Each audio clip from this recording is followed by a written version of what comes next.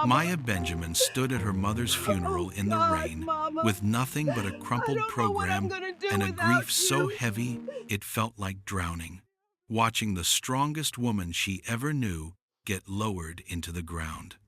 But what she didn't know was that her husband Dwight was already planning to hand her divorce papers and walk out with her best friend Linda just 4 days after the burial.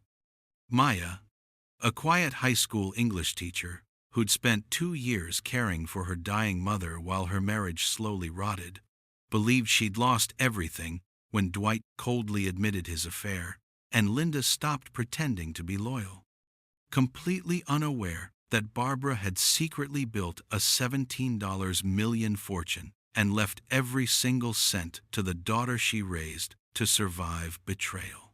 Linda touched Dwight's arm at the cemetery like she owned him, whispering comfort, while Maya stood 10 feet away, clutching white lilies. Neither Dwight nor Linda knew about the letter from Harper and Lot Investments sitting in a downtown Chicago law office with Maya's name on it. What happens when a woman who buried her mother and her marriage in the same week discovers she inherited $17 million and the people who abandoned her at rock bottom come crawling back with apologies they don't mean? What would Maya do with a fortune so unexpected it would leave her ex-husband and former best friend choking on their own greed? And why would a betrayal so calculated, a friendship so fake, and a mother's secret so powerful lead to a reckoning that would shatter every lie they ever told? If you enjoy stories of shocking family secrets, hidden betrayals, and the cold-blooded truth that tears marriages apart, like this video and kindly subscribe to the channel now. There are brand new stories here every single day that you will enjoy, each one more intense than the previous one you watched. And tell me where you are watching from and how's the weather in your city today. Maya Benjamin's hands shook as she sat in the sterile waiting room of Harper and Lot Investments, staring at the formal letter that had arrived 3 days after Dwight walked out. It requested her presence for matters concerning the estate of Barbara Jean Benjamin. She'd almost ignored it. Her mother had died with medical bills stacked high and memories heavier than money, and Maya had buried her using savings she didn't have. Maya returned to her uptown Chicago apartment that felt like a tomb. Every corner held her mother's voice. "You're stronger than you think, baby girl." But strength felt like a language she'd forgotten how to speak. She moved through rooms mechanically, washing dishes that didn't need washing, folding clothes that would stay in drawers. Dwight barely looked at her anymore. "I need space," he said one evening, standing in the doorway like he was already halfway gone. "This grief, it's too heavy, Maya. I can't breathe in here." She wanted to tell him grief wasn't supposed to be light, that you carried it together, but the words stuck in her throat, and he was already grabbing his keys. Linda showed up the next afternoon with casseroles nobody asked for, her smile too bright for a house drowning in loss. "You shouldn't be alone right now," she said, arranging Tupperware in the fridge like she owned the kitchen. "Let me take care of you." Maya watched her former best friend move through her space with uncomfortable familiarity, touching things, rearranging things, filling silences with chatter that felt rehearsed. This wasn't the Linda who'd laughed with her at college parties, who'd stood as her bridesmaid, who'd sworn they'd grow old together comparing grandkids and bad knees. There was a memory Maya couldn't shake. 3 years ago, the three of them at a summer barbecue, Dwight flipping burgers while Linda and Maya danced barefoot in the grass to old music. Dwight had looked at Maya then like she was the only woman alive. Linda had hugged her and whispered, "You two are forever." Now Dwight looked at his phone more than he looked at her. He'd step outside to take calls, speaking in hushed tones through the screen door. Once Maya heard him laugh, actually laugh, while she sat inside, surrounded by sympathy cards and medical bills. When he came back in, his face was blank again, wiped clean of whatever joy he'd just shared with someone else. Who was that? Maya asked quietly. Work, he said, not meeting her eyes. Linda texted constantly. Checking on you. Need anything? I'm here. Dwight's phone buzzed at midnight. He grabbed it before Maya could see the screen, then disappeared into the bathroom for 20 minutes. Something was unraveling, but Maya was too grief-sick to pull at the thread. She told herself marriages went through rough patches. That death changed people temporarily. That love was supposed to survive storms. She didn't know the storm was already inside her house, wearing her husband's face and her best friend's smile. 4 days after the funeral, Dwight sat Maya down at their dining table like he was conducting a business meeting. His hands were folded, his voice was steady. There was no trembling, no hesitation, no trace of the man who'd promised forever. We need to talk. Maya's stomach dropped before he even continued. I'm leaving, Dwight said flatly. Linda and I have been seeing each other for a while now. We're serious. This isn't something that just happened. The words hit like physical blows, but Maya couldn't move, couldn't speak. She just stared at him, while her brain tried to catch up to what her heart already knew. He slid a manila folder across the table. Divorce papers. Clean, typed, professional. His signature already there at the bottom, dated 2 days ago before this conversation even happened. It's better this way, he continued, like he was explaining why he'd chosen a different cable provider. You'll understand eventually. Maya's mind flashed back to the funeral. Linda's hand on Dwight's arm. Her whispered comfort. The way she'd leaned into him while Maya stood alone in the rain, clutching her mother's program. Linda hadn't been comforting Maya's grieving friend. She'd been comforting her lover. The betrayal rearranged itself in Maya's memory. Every moment, suddenly crystal clear. Every late-night text. Every time Linda randomly stopped by when Dwight was home. Every sympathetic smile that wasn't sympathy at all. Maya opened her mouth, but nothing came out.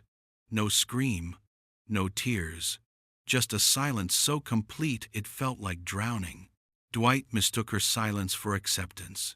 He stood, adjusted his jacket, and picked up a duffel bag Maya hadn't noticed by the door packed and ready before he'd even told her. I'll send someone for the rest of my things, he said, and walked out. The door clicked shut. Maya sat frozen at the table, staring at the papers with her name printed in cold, legal typeface. Her mother was dead. Her husband was gone. Her best friend was a lie. 2 losses in 4 days. She'd thought grief had a limit, a bottom you eventually hit. She was wrong. Make sure you're subscribed to this channel if you have not, because the ending of this story will blow your mind. And drop a comment below telling me what you think Maya should do next. 3 days of silence passed like years. Maya existed in a fog, moving between her bed and her mother's house, unable to stay in either place long enough to feel real. Then the letter arrived.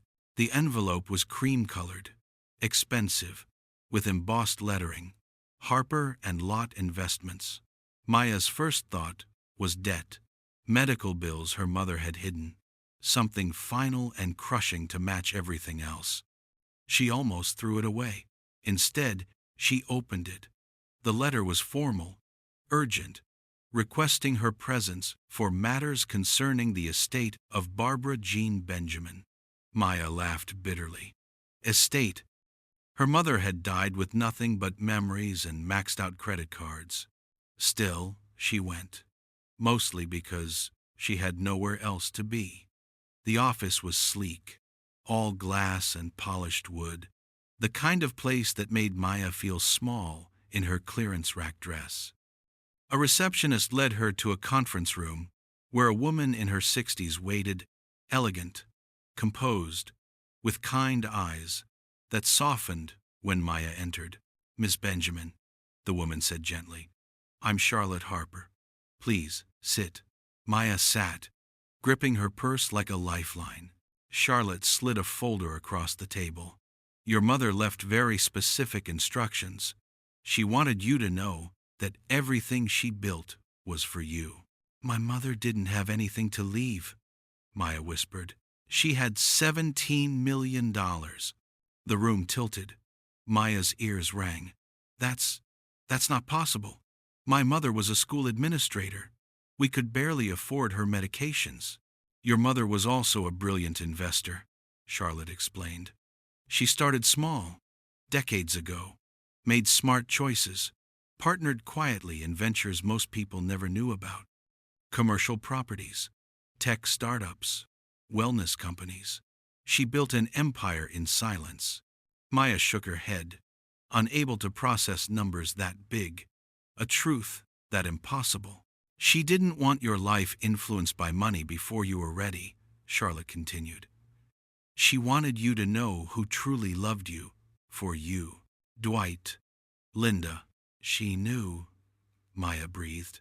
Charlotte nodded, then slid one more envelope across the desk.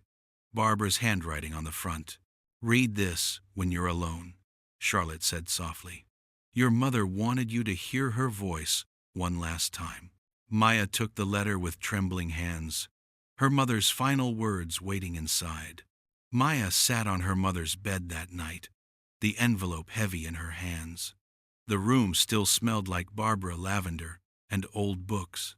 She opened the letter slowly, and her mother's handwriting blurred through tears before she'd read a single word. "My sweet girl, if you're reading this, I'm gone. And if I know you, and I do, you're probably sitting in my room trying to feel close to me one more time. I'm here, baby. I'm always here. By now, you know about the money. I kept it secret not because I didn't trust you, but because I needed you to see people clearly. Love and loyalty are gifts, Maya, not obligations. Give them wisely." Maya's breath caught. Her mother's words felt like they were written yesterday, not months ago. "I watched certain relationships around you start to change before I got too sick to notice. I saw the way Dwight stopped looking at you the way he used to. I noticed how Linda's visits became less about you and more about being near him. I said nothing because you needed to learn this lesson yourself." Maya's hands trembled violently. Barbara had seen it. All of it. While Maya was caring for her, worrying about medication schedules and doctor appointments, her mother had been watching her world unravel and saying nothing. "I wanted to protect you from this pain, but protection isn't always love. Sometimes love is stepping back and letting you grow strong enough to survive what's coming. You are strong, Maya. Stronger than you know. Stronger than they deserve." The tears came then, hot and furious. Grief mixed with rage, mixed with a love so profound it hurt to breathe. "This inheritance isn't just money, it's your freedom. Freedom to build the life you want without depending on people who only love you when it's convenient. Freedom to discover who you are when you're not shrinking yourself to fit someone else's expectations.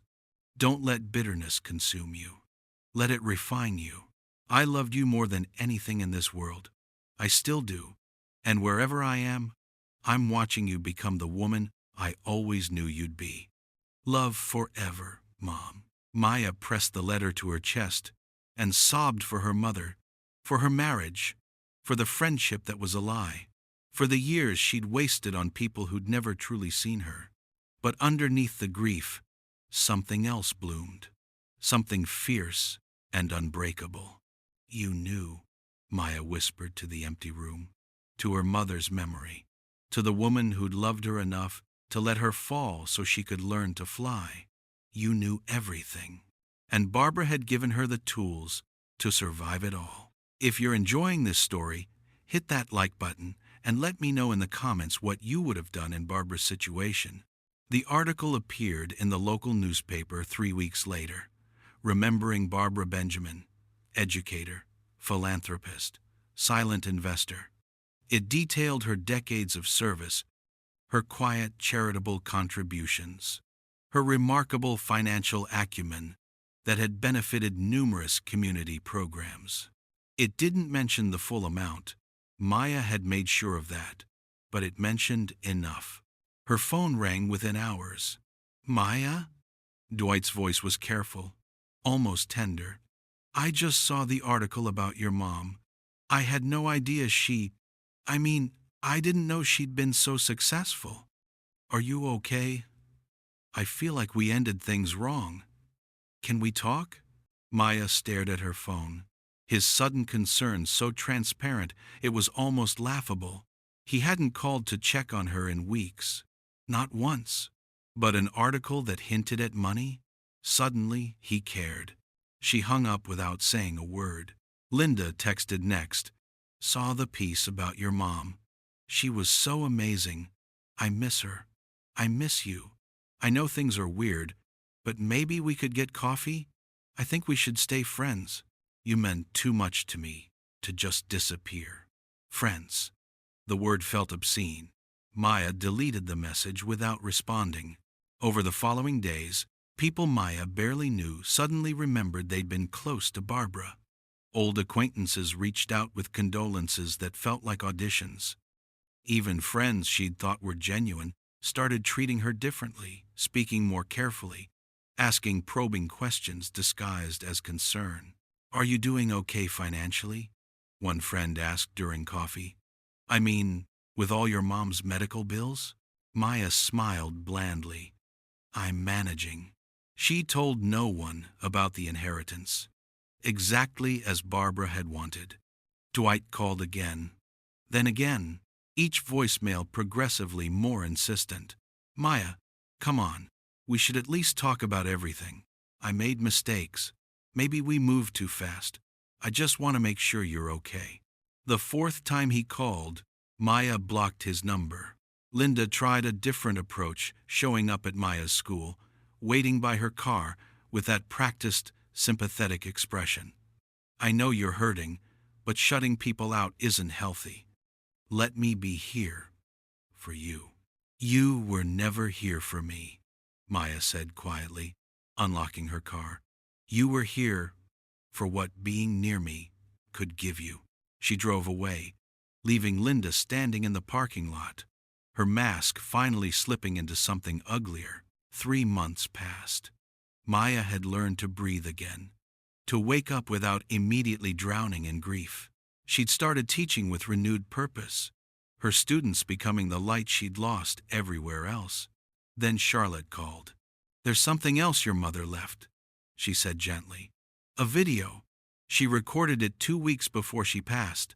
She wanted you to have it, but only when you were ready. Maya drove to the office that afternoon, her heart hammering against her ribs. Charlotte led her to a private room with a screen already cued. Take your time, she said, closing the door softly behind her. Maya pressed play. Barbara appeared on screen, thinner than Maya remembered, but smiling, really smiling. That same smile that had carried Maya through scraped knees and heartbreaks and every impossible moment of her childhood. Hi, baby girl, Barbara said, and Maya's tears came instantly. If you're watching this, it means you've discovered everything. The money, the letter, and probably the truth about Dwight and Linda. Maya's breath hitched. I knew he'd leave, Barbara continued, her voice steady and sure. I saw it coming months before I got too sick to say it out loud. I watched him pull away from you while you were exhausted from caring for me. I watched Linda position herself to catch him, and I said nothing because you needed to see it yourself. Barbara leaned closer to the camera, her eyes fierce with love. This isn't your fault, Maya. You are enough. You have always been enough. They didn't betray you because something was wrong with you. They betrayed you because something was broken in them. Loyalty wasn't convenient. You weren't convenient. Maya sobbed, the words landing in places she didn't know were still bleeding. I saved this money to give you a future built on your own values, not theirs. Use it wisely. Build something beautiful. Help people who deserve it. And don't let bitterness make you small. Let it make you selective. Barbara's smile softened. I'm so proud of you. I always have been. And wherever I am, I'm watching you become exactly who you're meant to be." The screen went black. Maya sat in the quiet room, tears streaming down her face, and whispered to the empty air, to her mother's memory, to the woman who'd loved her enough to prepare her for this. "I'll build the life you wanted for me. I promise." 6 months later, Maya stood in the community center decorated with white ribbons and fresh flowers, watching students receive the Barbara Benjamin Memorial Scholarship. She'd funded it, fully covering tuition, books, and living expenses for first-generation college students who'd spent their high school years caring for sick family members. Students who understood sacrifice, who knew what it meant to choose love when it cost everything. Maya had donated quietly to literacy programs across 3 school districts. She'd bought a modest house, nothing flashy, just a place with a garden and enough rooms for all the books she'd always wanted to own. She'd rebuilt her life brick by brick, exactly as Barbara had taught her. Dwight and Linda's marriage, from what Maya heard through the gossip channels she'd stopped listening to, was already fracturing. Apparently, love built on betrayal didn't have a solid foundation. Apparently, Linda had become suspicious of Dwight's late nights. Apparently, jealousy and guilt made terrible roommates. Maya felt nothing when she heard. Not satisfaction, not vindication, just a quiet indifference that felt like freedom. Their old friend group treated her differently now. Not because they knew about the money she'd kept that locked down tight, but because they sensed something had shifted in her. A purpose, a quiet power that didn't need their validation. Dwight tried one final time, 6 months in, appearing at her school with flowers and a speech that sounded rehearsed. "I made a mistake, Maya. A huge mistake. I know I don't deserve forgiveness. But—" "You're right," Maya interrupted calmly. "You don't." She walked past him into her classroom, leaving him standing in the hallway with wilted roses and regrets he'd earned. At the scholarship ceremony, Maya held her mother's silver bracelet, the one Barbara had worn every single day, and looked at the portrait they'd hung in the center of the room. Barbara smiled back at her, proud and knowing and forever present. A student approached shyly, scholarship certificate in hand, tears on her cheeks. "Thank you, Miss Benjamin. This changes everything for my family." Maya hugged her tight. That's what my mother would have wanted. As the ceremony ended and people filtered out into the warm evening, Maya stood alone in front of Barbara's portrait. She touched the frame gently, her mother's face frozen in that brilliant smile, and whispered the only words that mattered. "You didn't leave me alone, Mom. You prepared me, and somewhere in memory, in love, in the legacy that would outlive them both," Barbara Benjamin smiled back. If you enjoyed this story, like this video, and leave a comment telling me what you thought. I reply to every comment, and your response motivates me to keep writing wonderful stories like this. And if you're not already subscribed to the channel, please subscribe and hit the notification bell.